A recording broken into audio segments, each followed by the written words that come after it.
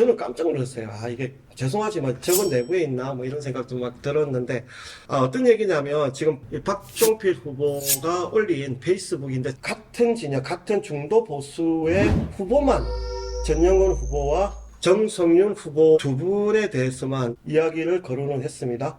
근데 이분은 진보 후보에 대한 이야기를 한 번도 한 적이 없고, 왜 굳이 이런지 잘 모르겠는데, 뭐 그냥 소신대로 말씀하시면 좀 답답하시겠지만, 그래도, 예. 사실은 뭐 저를 공격할 때도 사실 당황스러웠는데 그 해명할수록 어려워지더라고요, 사실은.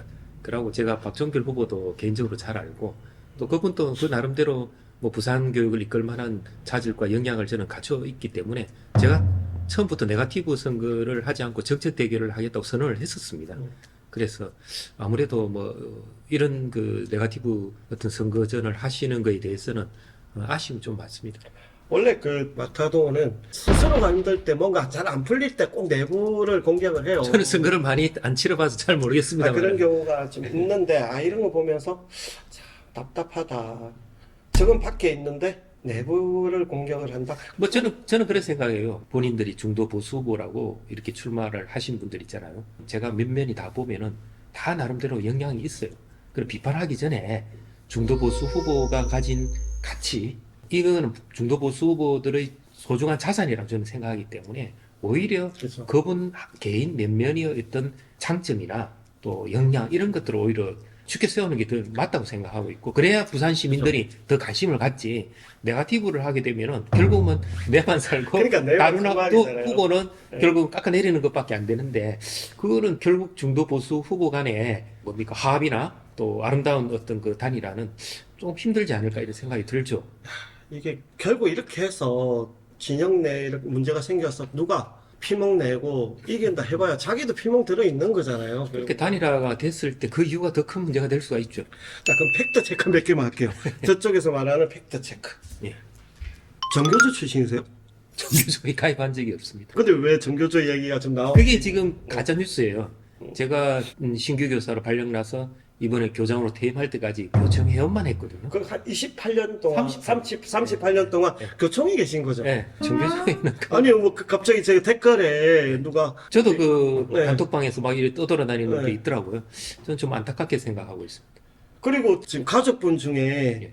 누나가 민주당 당원이세요? 아닙니다. 지금 국힘당 구의원을 하고 있습니다. 그렇죠. 국힘당 구의원을 하고 계신 거죠.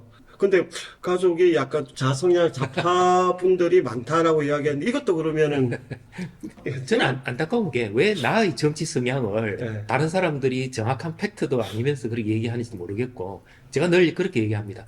저를 아는 여러분들한테 저분의 어떤 성향이 뭔지, 교육적 가치로 봤을 때 또는 뭐 정치적 성향으로 봤을 때 어떤 성향을 가진 분인지 물어보면 됩니다. 그렇죠. 예. 뭐 학교에도 많은 사람들하고 제가 근무를 했고 교육청에서도 많은 분들하고 근무를 했기 때문에 그분들한테 물어보면 될 일이지 왜 사실과 다른 얘기들을 하는지는 제가 이해를 할 수가 없습니다.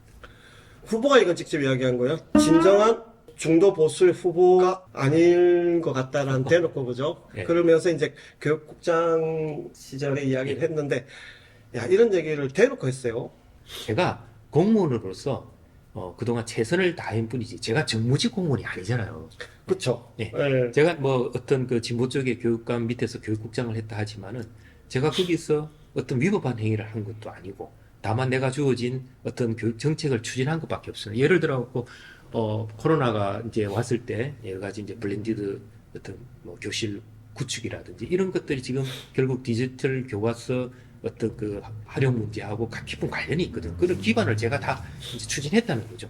이런 것들하고 제 성향하고 무슨 관련이 있는지 제가 이해를 할 수가 없습니다. 그쵸. 사실은 보수 성향을 가진 이병현 교육감님하고 가장 왕성하게 교육 정책을 한 거 있는데, 우리 그 교육감님 또 미래 교육에 관심이 많았어요. 그래서 그 당시에 스마트 교육을 위해서 그쵸, 그쵸. 각 학교에 학산한 적도 있고, 또 그분은 특히 그 동성애 문제라든지 그쵸. 차별금지법에 대해서는 반대를 하고 계시는 분이거든요. 그래서 그때도 저하고 많은 고민으로 이런 문제를 어떻게 해결할 건가 한 적도 있어요.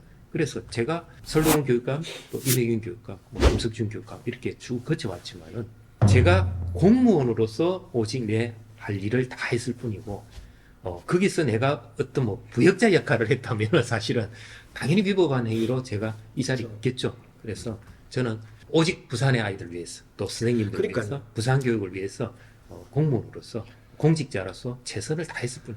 예. 좋은 정책은 예, 예. 보수 진보를 떠나서 좋은 정책이 있으면 하는 거잖아요. 그래서 제가 네. 보수 후보라면은 보수가 가진 교육적 가치가 있거든요. 뭐 자유민주주의, 뭐 수호라든지 이런 것들에 대한 좋은 정책을 내세우면 돼요. 상대방이 뭐 보수든 진보든 자꾸 프레임을 씌울 게 아니고 자기만의 좋은 정책을 내세워서 자기의 경쟁력을 키우는 게 중요하다고 생각하고 있고, 그래서 제가 안타깝다는 거고, 저는 중도 보수 후보가 가지고 있는 좋은 경쟁력을 갖고 있다고 보기 때문에 그분들이 좋은 경쟁력을 가질 수 있도록 좋은 정책으로 승부를 했으면 좋겠습니다.